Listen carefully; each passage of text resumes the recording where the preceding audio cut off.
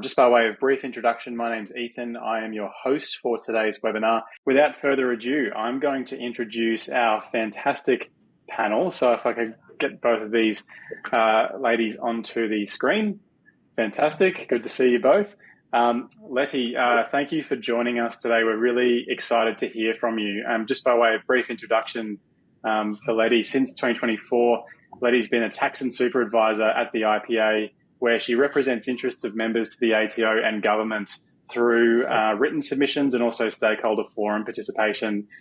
Letty's previously worked in public practice and then was a technical writer for another professional body, and then also a tax training organisation as well. Try and say that 5 times in a row. Letty now brings to the IPA her passion for tax advocacy, tax writing, and tax education. So if there's anyone more qualified to talk to us about these updates, please find them, because Letty, you're all about tax. So how are you going today? Thanks for joining us. I think you might be muted. Thank you, Eva. It's a pleasure to be here. Thanks, Letty.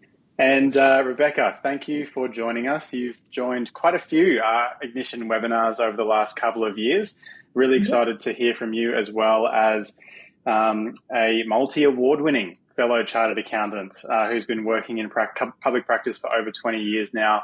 And just to give a bit of brief background on Beck, she runs a really successful accounting firm, multi-service firm down in Sydney, has won many awards. I think he actually won Multi-Service Firm of the Year, as well as Accounting Thought Leader of the Year, and is really on the front foot with providing education to the profession, not only around these changes to the code, but also broader sort of business best practice. So a bit of an agenda for our session today, and we have got just a few kind of key sections to talk through, mainly around ethical standards, false and misleading statements, record keeping and quality management, and then we're going to talk through client communication and engagement letters as well. Kick off with talking about Section 10, so upholding and promoting ethical standards. So Letty, to me, this feels like it sort of underpins a lot of different items within the code. Could you explain the importance of promoting ethical standards under Section 10 of the code for us? Sure, thanks, Ethan. So Section 10 requires you to uphold and promote the code and not to engage in conduct that may undermine public trust and confidence in the tax profession and the tax system. This obligation applies to your actions as an individual, but also in cooperation with other registered agents. So the underlying concepts are not new. There are overlaps with other code obligations, such as the obligation to act honestly and with integrity. The obligation is also quite consistent with the standards set out for professional accountants in APS 110, which is the Code of Ethics, and in APS 220, which covers integrity and professional behaviour expected of accountants providing tax services. Compliance with this obligation is the basis for the effectiveness of all of the other code obligations. Practitioners who show an active commitment to behaving in an ethical manner, who conduct their work honestly and with integrity, and who keep their skills and knowledge up to date will ensure that consumers can trust the high standards of the profession and the services that we provide. The TPB has said that registered agents can demonstrate compliance with this obligation by ensuring their own ongoing compliance with the other code items. So they're not expecting you to do anything out of the ordinary to comply with this new obligation. Thank you. Thanks, Letty. Beck, what is this looking like for you in practice? I mean, many of these things, as Letty said, have been sort of expectations in place to date.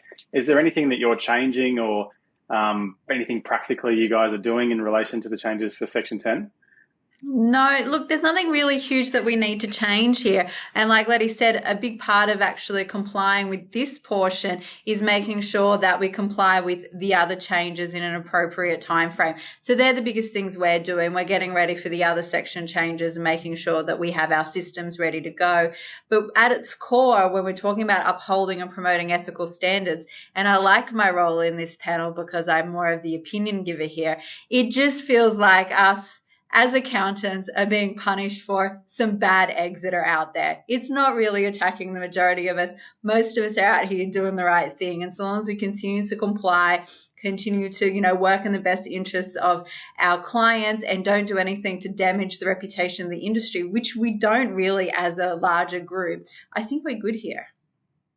Yeah, that's good to hear that you're not outrightly going out to sabotage the reputation of our profession amongst the broader public. But as you say, a few bad apples ruin the bunch. So hopefully we're all fairly clear on that one.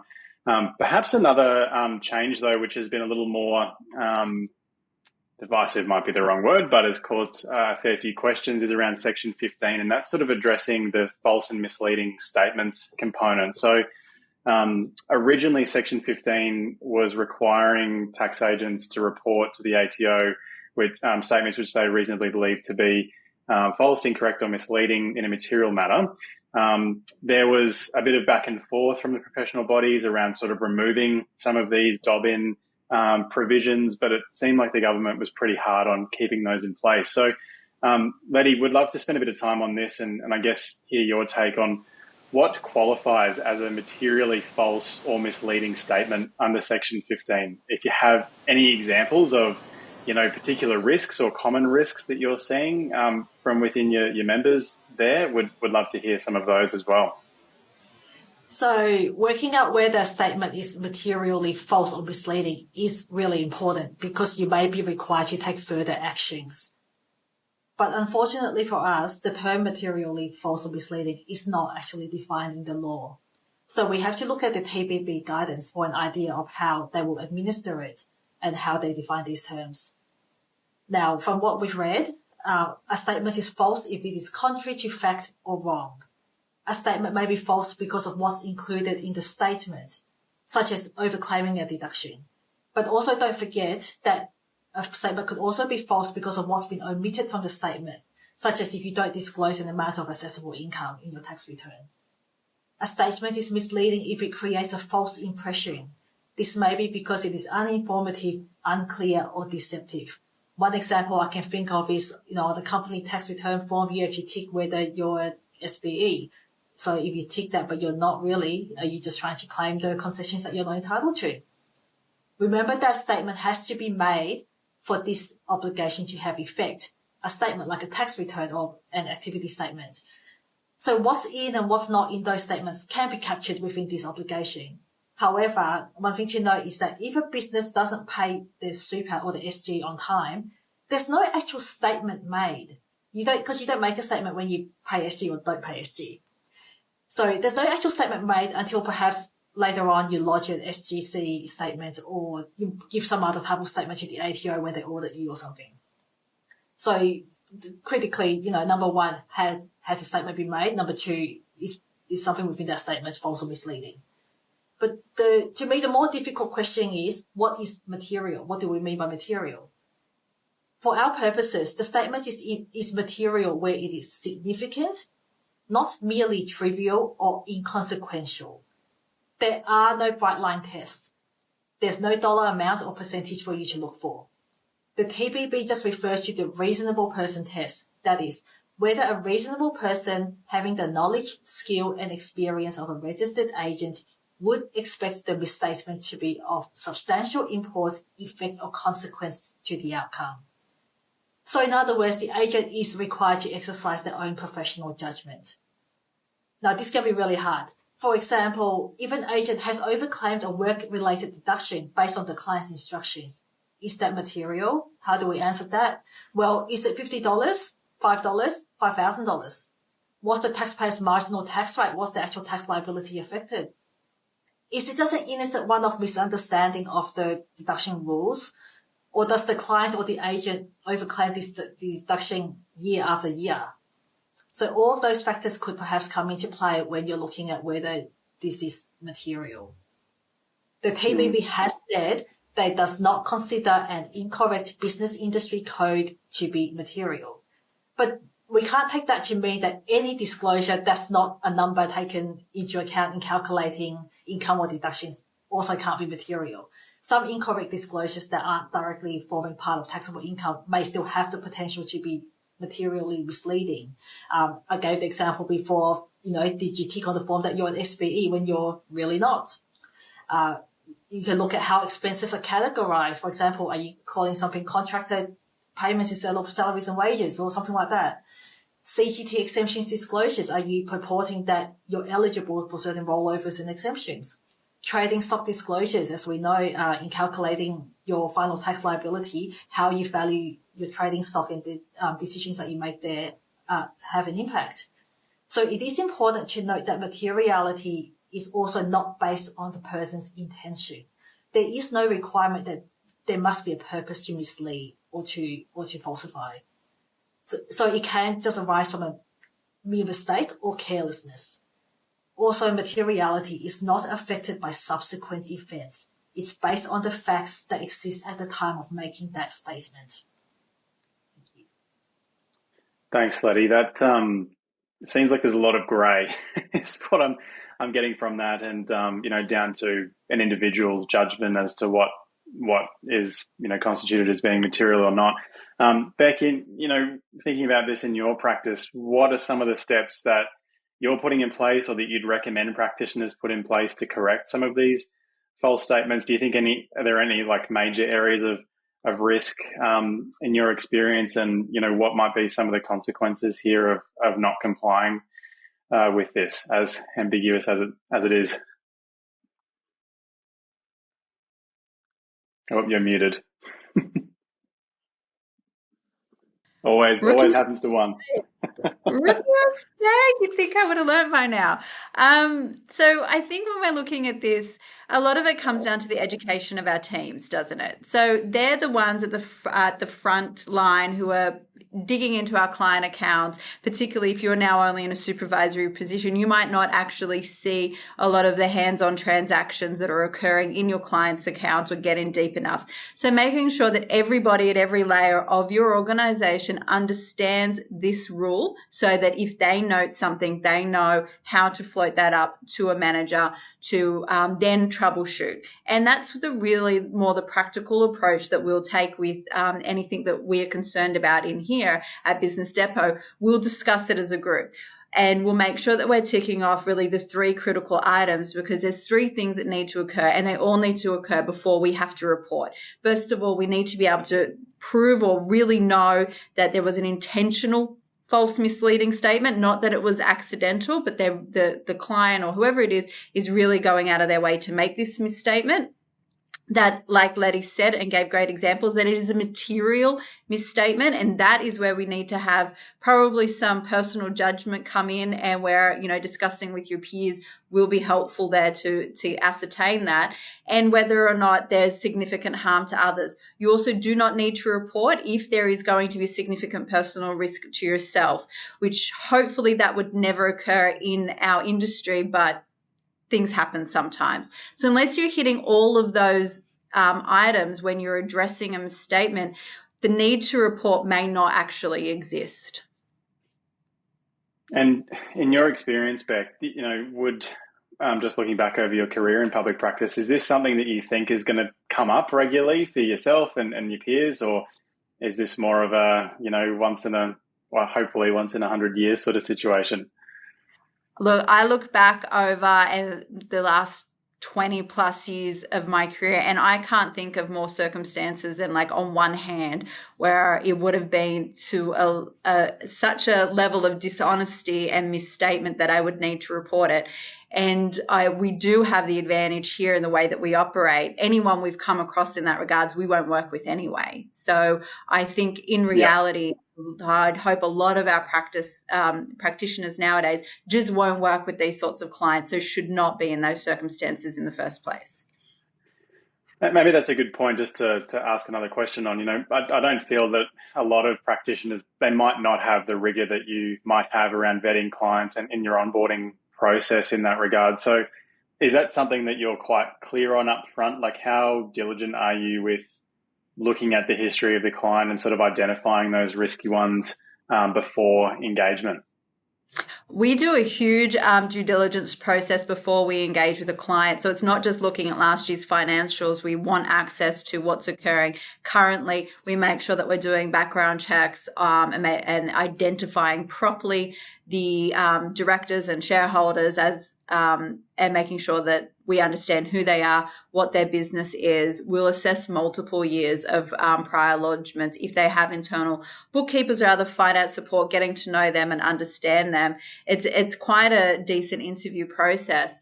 And in the very rare occasion where we can't do that for some reason, for example, if they're in a situation where they don't want to throw up red flags that they're replacing somebody, we will enter a two-stage engagement with them, where the first stage is actually, well, we're engaged and at a day rate, we will then assess these things, and we will not move to the second part of the engagement until we're satisfied that we're a right fit for each other. It's just really important to us here. Yeah, that's brilliant. I can see some of this stuff maybe tying in with the Trench 2 sort of know your customer KYC kind of stuff, that it's coming into effect as well, just around making sure you're doing your diligence at the point of engagement, hopefully avoiding the need to worry about this, update to Section 15 altogether. So we're going to talk a little bit about record keeping and quality management now. Thanks both for your comments on the false and misleading statements piece. So this is all around establishing and maintaining quality management to ensure compliance with the code, and maintaining a system which covers governance, performance monitoring, record keeping, confidentiality, all that sort of stuff. Letty, what are some of the key obligations under Section 30 regarding client record keeping, and I guess how does that interact with the client's own obligations around their own tax record keeping? Yeah. So you're obliged to keep records of the tax agent services that you do provide to clients. And that includes the services provided on your behalf by your employees and contractors. So don't forget that. The records must be kept for 5 years after the service is provided. So not at the start of the engagement, but when the service is provided. The records must show the nature, scope, and outcome of the service and include the information that you took into consideration. You have to keep records of all the advice that you receive from the client and the advice that you provide to the client. For more complex matters, you do have to record the relevant facts, assumptions, and the reasoning underpinning the advice, including any methods of calculations and estimates. Now, for written advice, in reality, most, if not all, of this information is probably already included in your existing working files and your letter of advice anyway. But if you do give ad hoc advice, especially verbally in meetings or on the phone, now is really the time to get into the habit of documenting all of this required information in a file note as soon as possible after that meeting or that phone call. It's also a good time to update the quality management manual and make sure that all your staff in your practice are trained to know how to capture all the right information in their file notes. The TBB has clarified that it doesn't expect you to record every single detail.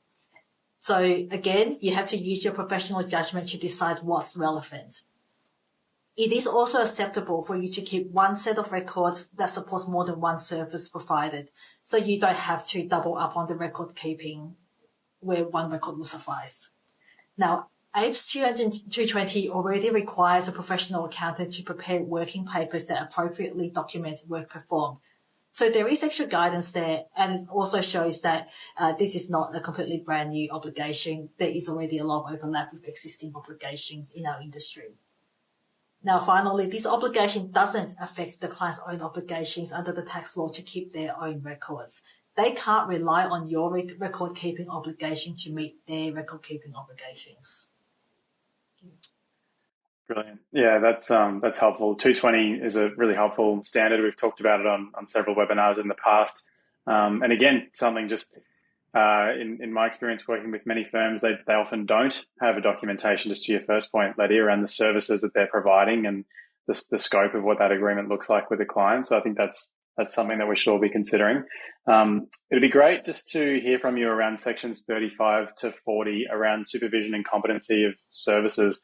How do you think practitioners should implement remote supervisory arrangements while kind of maintaining compliance around that?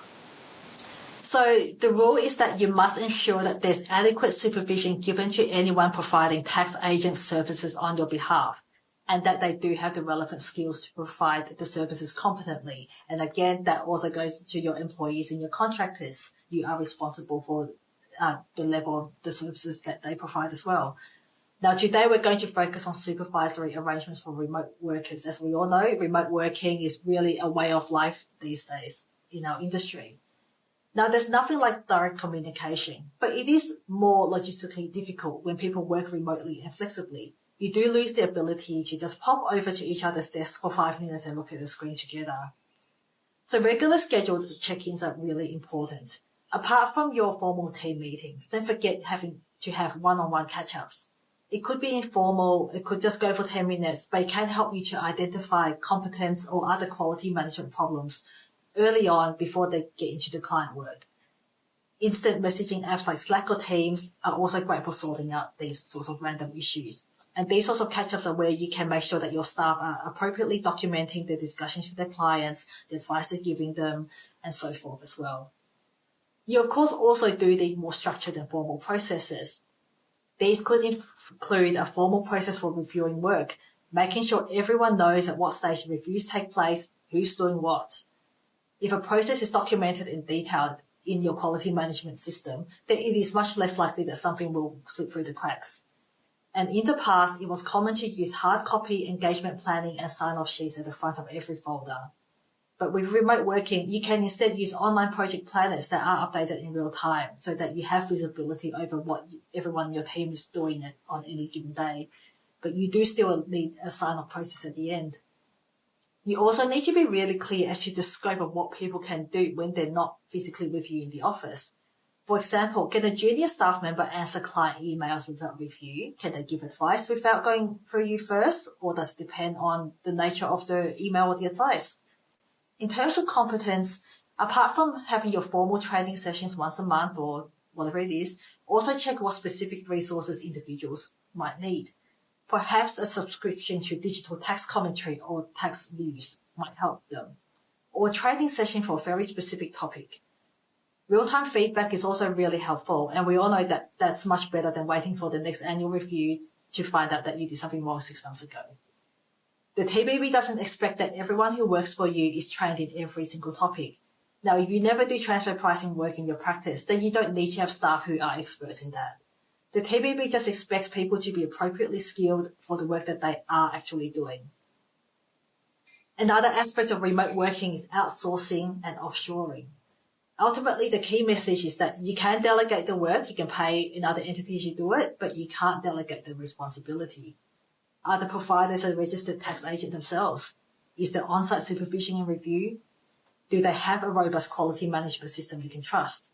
How can you show that you can rely on the work that's been done for you? The TBB also mentioned that we shouldn't forget about adequate training for admin staff for issues like conflicts of interest and confidentiality. A lot of times the non-tax staff are the front line to our clients. Awesome. Thanks, Letty. A couple of great questions have come in on that. So that was really clear summary. Do you mind if I just ask, Beck, maybe I'll ask you this question. This is just relating to an earlier point around, I think, the engagement component. It was an anonymous question, but in terms of a summary email after a call and saving that in a client file to kind of document file notes and scope of work, is this okay? What are you doing in your practice currently? Absolutely. Like that is probably been quite a standard approach towards taking file notes for some time. And I think doing it as quickly as possible while the information is still fresh is very important. That's definitely the place where phone calls at the moment sit, unless like me, you accidentally keep touching the record phone call button with your ear and freaking people out. Aside from that, we're also in those face-to-face items using record meeting recordings nowadays, like not just on Zoom, but if we're having a face-to-face meeting, I am pulling out and taking notes using AI and using those notes to then save into our document management system at every meeting. And it just takes it to that extra step as well. You don't forget to do something that you told your clients you were going to do, and it's all about that better customer service. Yeah. James actually asked, is there any good software programs for making file notes other than Word or PDF? There are plenty. Are you happy to share what you use, Beck? So for actually just taking client notes for phone calls, we put them straight into FYI docs. But if I'm recording meetings, we're using some new software at the moment called Vinyl AI, which is connected to both Zero Practice Manager and FYI docs and really helps with our workflow systems. It's fantastic, and I would suggest jumping on and having a look. But there are millions out there. Yeah, fantastic. Just one more question that's come through, and I'll open it up to either of you. But is it permitted to employ the services of a junior contractor that will be trained in data entry and supervised, and all work checked by the BAS agent, or do all employees require bookkeeping quals such as a Cert 4 in bookkeeping? What I was hearing, Letty, was that they're not expecting, TPB's not expecting everyone in the practice to be fully qualified. It's just that you've got adequate supervision in place. I don't know if either of you were keen to answer that one or provide some guidance there. Yeah, so with this, in terms of the relevance to this obligation, is that the TPB just expects that you train your staff to a level to which they're competent in doing the actual work. So if it's bookkeeping work, they expect you to have staff who are competent in doing that type of work. There are already existing requirements and obligations as to qualifications of people at different levels of responsibility. Yeah, absolutely. Thanks, Letty. Fantastic. And I think to the question that came through in the chat from Lynn, Letty mentioned some of the implications there around offshoring and outsourcing and remote working as well, which is hopefully that was helpful for you. Talking around now, just the next kind of theme here around, or not really the next theme, but in terms of maintaining quality management. Beck, what kind of steps have you put in place over the years in your practice to adhere to this? And are there any changes that you're making in light of these kind of strengthened obligations that you've now got around record keeping and communications with clients? Again, a lot of the changes that we're making are just reinforcing systems and processes that we already have, re-educating the team, particularly new team members, just reminding them these are the processes, this is why we follow these steps. At Business Depot, we do have this advantage. We're a larger organisation. So there are key people in our business who are responsible for updating our work paper packs and our processes every year so that they are current and up to date, including our further quality management systems, our, all of our risk profile frameworks. Those documents exist, and we have training programs internally. However, I do remember what it was like to be a smaller practice, and some of these is why I joined Business Depot, because it was a lot harder for me as a sole practitioner 6-7 years ago to do this by myself. So I leaned on the tools that were available. I'm CANZ has quality management framework and guide that you can use and implement in a smaller practice, which will probably suit a lot of your needs. Membership bodies have those that are available to you, and there's lots of quality management systems, work paper packs that are there is a cost involved, but when you weigh up the cost versus the risk and the additional efficiencies they bring to you, they're absolutely worthwhile investing in. And it's just making sure that you've got a process that is updated every year for the new rules and that your team members are educated on them. Yeah, thanks, Beck. And Letty, from your point of view, with the work that you're doing with members and the quality reviews I'm sure that you're undertaking with members, what are some of the common or most common compliance or areas of risk in compliance with this section of the code? Well, I'll touch on 4 areas where, just from hearing things around the traps, where we're aware that practitioners sometimes do need a helping hand. So the first one is keeping up with required CPD hours. Now, we all know that it is really difficult to keep up with a heavy workload as well as make time for training sessions. And adding to that, you're probably juggling the requirements of the TBB as well as, like Beck, one or more professional associations as well. And some of those CPD requirements can be slightly different to each other. Now, for standard tax agent registration, you must have at least 20 hours per year and 120 hours every 3 years for TBB purposes. It is better to spread out these requirements so that it is just a few hours every month or 2 rather than leaving it all till the final month. So check your progress every, say, 3 or 6 months to stay on track. And also, critically, remember that activities like listening to podcasts and technical reading may also qualify as CPD to an extent.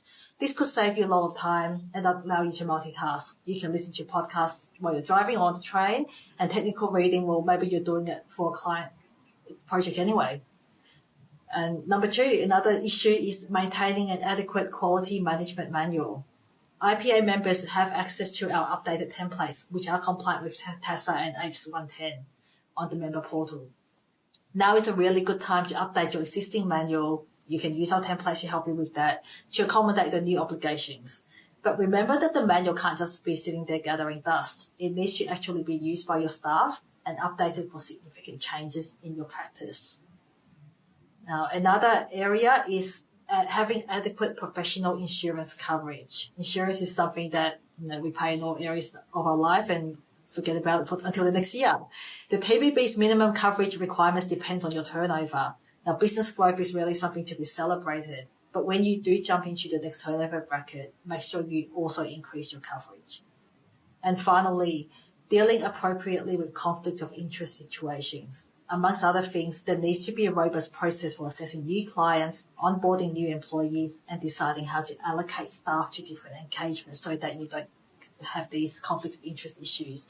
Now, the 8 new code obligations really go into conflicts of interest where you're dealing with government agencies, but a lot of those principles and concepts apply more broadly as well. Yeah, thanks, Letty. That's great. Appreciate the clarity on those points. There's been a couple of questions that have come through just around recommendations of where to go for a template for QMS. Recommend contacting your professional body as a first point. They've typically got good templates there, as Beck mentioned. At least I know the CAs do. I'm sure the IPA does as well. Just making sure I haven't missed any questions here. It's hard to look at 3 things at once. I think we're good. Hopefully that's clarified a few things there around the record keeping piece. We're going to talk to client communication and engagement letters now. So this has been another sort of major point where we are getting a lot of questions from those in public practice, and particularly as there's such a wide divergence between what some firms are doing as opposed to others. Some are quite strict and regimented around their engagement process and communication. Others are quite loose and don't keep any sort of record of engagements, even emails. So there's a lot of different ways that folks are doing things out there. But we know that under this section, tax agents have got to advise all current and future clients of general information about their rights, responsibilities, obligations, including to their client and under the new sort of tax laws. So I guess, Letty, might start with you. What are some of the requirements under Section 45 around notifying clients of their rights, complaint processes, practitioner responsibilities, your obligations as a tax agent? What are some of the key requirements there? Yep. So you're now required to notify, as you said, current and prospective clients of a number of matters. You need to tell them how they can access and search the TBB's register of agents, and also how they can make a complaint to the TPB about the services that you provide if they're not happy with them. You also need to tell them your rights, responsibilities, and obligations as a registered agent. Now, these include our obligations to act honestly and with integrity, to manage conflicts of interest, to take reasonable care, to provide services competently, and client confidentiality. You must also advise the client of their own obligations. These include being truthful with the information they give you, their record-keeping obligations under the law, and complying with the tax laws. This information needs to be given to clients either when you engage them or re-engage them, or upon a specific request by a client or prospective client at any time. Now, the TBB has actually made it a lot easier for us. They've published a fact sheet on the website called Information for Clients, which summarizes all of that necessary information. You can just provide that fact sheet to your clients rather than writing it all out yourself, and the TBB will consider you to have met that requirement. Apart from the general information that I've just noted, you also need to tell clients if what we call a prescribed event has happened to you in the past 5 years. These include things like if your registration has been terminated or suspended, if you were convicted of certain serious offences, if you've been penalised under promoter penalty laws, or if you've been in prison for 6 months or more. Now, the TBB has said that they'll treat you as complying with this obligation if you publish it all on your website and in an engagement letter. So you don't actually need to send out the information separately to every client every time. Brilliant. That's great. Thanks, Letty. And Beck, I guess what's your approach here? I know that you're often including quite a lot of information typically up front in the engagement. Is this something that you're already covering with the current process? Are you making any changes to your current process to account for some of those changes? Yeah, so we've had done an early update to our engagements to address this, but then since then the guidance changed slightly. So we're updating our templates one more time. But it's not really a very invasive process for us because our clients are used to receiving engagements from us. I suppose the key change this year is making sure that absolutely everybody gets an engagement before 30 June so that we have that record. Everyone has signed off on that additional information because it's all now in our engagement letter. And because we do engage at a minimum every 12 months, we have that assurance that as things change or if there is something else that we have to report to our clients, it's in the engagement letter. They're going to get that. They'll be able to read it and sign off on it. I remember, Ethan, when we started doing these engagement webinars a few years ago, and people weren't as diligent with their engagements, even myself all the way back then, we talked about using at that point, there had been some changes in the TPB's guidance around engagement letters and sort of blaming it on the government to get your house in order. This is another one of those opportunities. Yes, it's a little bit painful, but it's also an opportunity. So if you have not been strict with your engagements today, this is an opportunity to get your clients on board, get them signing documents, get your house in order, but really make it not that you're putting the burden on them, but it is an obligation that you need to fulfill, and shifting the blame a little bit to the left, but being able to fulfill your obligations at the same time. That's great. Jean's asked a great question here, which Beck, feel free to answer. Letty, feel free to chime in here as well. But when matters outside scope arise and one-off gigs are undertaken, do we need to send them the fact sheet about responsibilities again or a new engagement letter?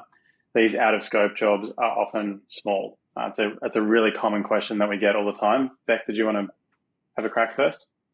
We've done a really intensive template build out with our engagements inside of Ignition, which means that even if it's a small engagement, so let's say it's something small, you're just going to do a quick cash flow analysis. We have built out the majority of our circumstances so I can send an engagement in a couple of minutes. Now, the reason why I like to do that is not necessarily even about compliance with this standard, but it is more about getting agreement from the client up front around this is what I'm going to do. So we're super clear on what it is I'm going to do, what the deliverables are, because that can get lost in translation when you're having a phone conversation or a quick email. Get them to agree to that and get them to agree to paying you, because it's always these little out of scope engagements they never want to pay you for, and then you've got to chase them down for $300, which probably cost you $5. So that's why in a very practical, real, running a good business sense, I send an engagement when there is an out of scope item. Yeah, that's great. A couple of questions here, Letty. I know I didn't want to put you on the spot here, but there's some really good ones here around just needing to re-engage all clients. And I know that the IPA have recently released, an updated version of your engagement letter to kind of take into account some of these changes in the code. How often do you think practitioners should be reviewing and updating their engagement letters to ensure compliance with TASA? We've had a few comments in the chat, like, do we need to engage all of our clients? Does everyone have to send out a new engagement letter for all clients before 30 June? What's your sort of advice here? Yeah, that's always a difficult one. Look, first of all, there's definitely nothing in the law or in the determination that says that you have to send out an engagement letter. It is best practice, but there's no legal requirement to do so. And there's also no fixed rule as to how often you should review and update your engagement letters. Now, the usual minimum recommendation in the industry that I've heard is once a year or when you renew your engagement. But it is really important to review your engagement letter if there are substantial changes to the nature of the client's affairs, or if you change the nature of the services that you offer the clients, or like Becky was talking about, if there's something out of scope, even if it's for regular clients. For example, is a sole trader client now incorporating and becoming a company? Is the business expanding into foreign sales or purchases or online sales or something like that? Have new people entered into the family group? Have you started offering the client ad hoc tax advice on top of the yearly compliance services? Has your practice started outsourcing some of the work or started using a cloud service for document storage? And you also need to update the letter whenever one of the prescribed events happens to you. Now, remember that the determination does say that you will be treated as complying with this requirement if you include all of this relevant information on your website and in your engagement letters. And more broadly, as we touched on earlier, an up-to-date letter also helps to protect you in commercial disputes about fees and scope. But that can only be effective if the letter is up-to-date and relevant to the client and the services provided. So, you know, the short answer to the question is there's no absolute rule, there's no absolute must do, but best practice is absolutely to send an engagement letter for every engagement or every major change of services or change in situation. Yeah, absolutely. I distinctly remember we did a webinar with the TPB probably a year ago now, and at the time they were in the middle of a dispute between a large firm and a small, I don't think there was a sole practitioner, but a small sort of local firm. And one of the main problems was that there was no engagement letter in place. And so I remember the rep from the TPB who was speaking was like, this is of high importance. If there ever is a dispute or if you ever need to go back on something, it's very important. So Beck, a couple of other questions here. Like Sabine's asked, do you need to prepare a new engagement letter if you've been working with a client for a long time? That's a really common question we get. And then also, how do you approach unattached individuals that aren't part of a group? What's your take on both those items? Well, if you've been working with your client for a really long time, the chances are that your engagement letter and what they've signed off is both completely out of date and also not relevant to the services you're providing now, depending on what those are. If I just rattle off a few of the things that have changed, we've got STPs, we've got TPAs, we have changes to the way that we do superannuation. You're probably giving more tax planning advice, particularly when we're thinking about Section 100A, changes to, you know, Div 293, Div 7A. There are so many things that have changed, and I can just keep rattling them off. And then the requirements on us and what we're providing as a service to our clients, if that's not signed off and you just have an engagement, it's like, we're going to do all of your accounting and tax, that's so it's so broad that you can easily not then deliver, and that's when a dispute will occur. I think it's definitely important that if you have not sent an engagement for more than 2 or 3 years, absolutely need to. And there have been critical items in the last few years that have come through our engagement letter templates from all of our membership bodies around privacy, using cloud services, outsourcing. There's a whole range of information that we need to give our clients all the time. It updates every 12 to 18 months. The easiest, most effective way for you to do that is in an engagement letter. And the best thing is they sign it and you have evidence that they have signed it, they have agreed, and they've understood. And I think that that is completely critical. I extend that all the way to my individual clients as well.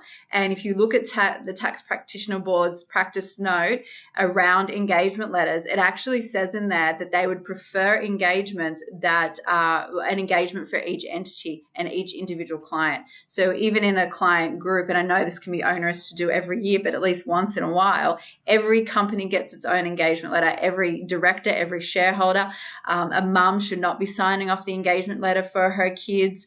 And, you know, particularly if you've got family groups where not everybody is in every entity, it does become troublesome if you have one key person signing off on all those engagements. So the cleanest way to do that is to clearly identify the engagement and the scope of services you're providing for each entity separately, because I can guarantee you what you do for the company is not the same as the trust, and it's definitely different from the super fund. Yeah, that's great, Beck. I think you've already answered Anne's question, but it was around, you know, speaking to the cost and the benefit of engagement letters for low value fees like iReturns. Said it's hard enough to bill and get no whinges as it is. I'm sure many would resonate with that. Do you get pushback from individual clients for returns when you're sending out an engagement? I know personally, for my wife and I, our tax accountant sends us an engagement through Ignition, funnily enough, that we sign off on every year, and that's a new engagement letter with an updated scope and an updated fee and all that sort of stuff. Is your approach similar? Absolutely, it's similar, and we'll generally create them all bulk at the beginning of the year because we have the ability and software to do that. And that means that they're sort of there, ready to go. We'll either send them out in bulk, or there might be a few that we know aren't really going to come in July and August, so we'll sit on them until they reach out, but it's ready to go to them as soon as they do. The key important thing there is like making sure that they've agreed to the service and that you're going to get paid for the work that you do, because it's already a low fee. You're already struggling getting that couple of $100 out of them. having to chase them for that and the time and effort wasted afterwards, if it's not sorted out up front, is just not worth it. And if they won't sign the engagement letter, then they can go somewhere else. It's not probably a red flag if they're, not signing an engagement for a $300 fee, and I wouldn't want to be spending too long chasing that. That's for sure. Just as we close out, Letty, you have co-written the definitive guide to the new TASA code obligations. If this is something you're willing to share, can listeners get a copy of this, and I guess what can they expect to find in it? Yeah, so this is a new product from the IPA that we've developed specifically for our members. We do want to help our members understand these new rules, and we know that our members want to do their best to comply. But we also know that practitioners are really busy and they're needing to understand all of this on top of their existing workloads. And I think as we saw from the poll at the start of this session, a lot of people are still seeking information. So we've produced a comprehensive guide which contains all the information you need in one document to save you time collecting information from all the multiple sources. It will summarize the legal requirements in plain language. It will contain the key points from the TBB's many information sheets and some of the practical examples so that you can have an idea of how the TBB will administer these rules and how they may interpret certain terms that are left up to our professional judgment. And you've heard that from me a few times today, that we are required to use our judgment for a lot of these rules. We've also included information about the breach reporting rules. Now, even though they're not part of the new set of code obligations, we do recognise that there's still a pretty recent change and people are still seeking to understand their responsibilities in that regard. It's set up in a discrete topical chapter so that you can just refer to the specific information that you need. And we've also included a handy list of legislative and TBB resources so that you can just go to those source documents really easily. And finally, we've listed further regulatory developments currently under the government's consideration, so you know what to keep an eye on in the next few years. Now, we'll soon be communicating how you can access this new guide and also for our upcoming in-house webinar as well. So keep an eye on your IPA emails for more information. Awesome. Thanks, Letty. We also do have a guide that actually Beck helped us put it together around engagement letters, and it's specifically summarising APS 220. And remind me of the other one, Beck, that talks to engagements. There's about 5 that we've kind of synthesised in there. That's right. And if you'd like a copy of that, we can send it to you as well. There's a poll on screen. Letty, in terms of access for members, IPA members, that'll be through your website, I presume, to get access to that guide. We'll be communicating shortly. We're still in the process of finalizing. Yes. Awesome. Fantastic. Well, that'll be a useful resource as well, I'm sure. At this point, I'd love to thank both of our panelists. Thank you, Letty, for preparing responses to those questions today. Echo what Lynn said in the chat. It was a really informative webinar, and appreciate you taking the time to prepare. And clearly, you have done a lot of research and time put into understanding these sort of code changes and new obligations. So thank you for joining us on the session today, and also thank you, Beck, for sharing your insights from someone in the trenches in practice. Some of the practical changes that you're putting in place in your firm